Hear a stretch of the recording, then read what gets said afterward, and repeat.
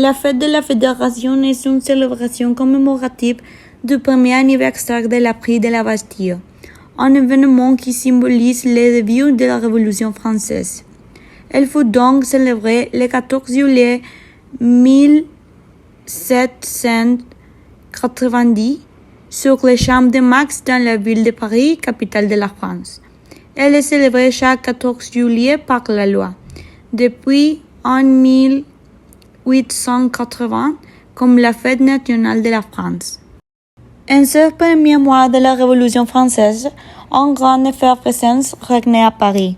Au printemps de l'année 1789, les États généraux, refusant de se dissoudre, se transformaient en Assemblée nationale constituante.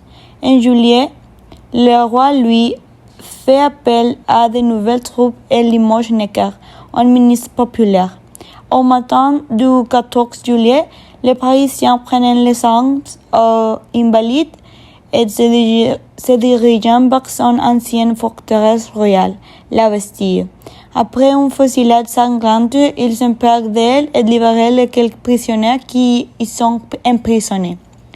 La prise de la Bastille est une première victoire des Parisiens contre un symbole de l'Ancien Régime. Dans les mois suivants, le bâtiment de la forteresse est totalement démoli.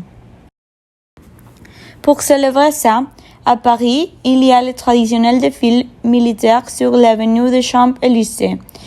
C'est fait l'objet d'une préparation minutieuse. Partout, il y a des danses, des illuminations ou des feux d'artifice.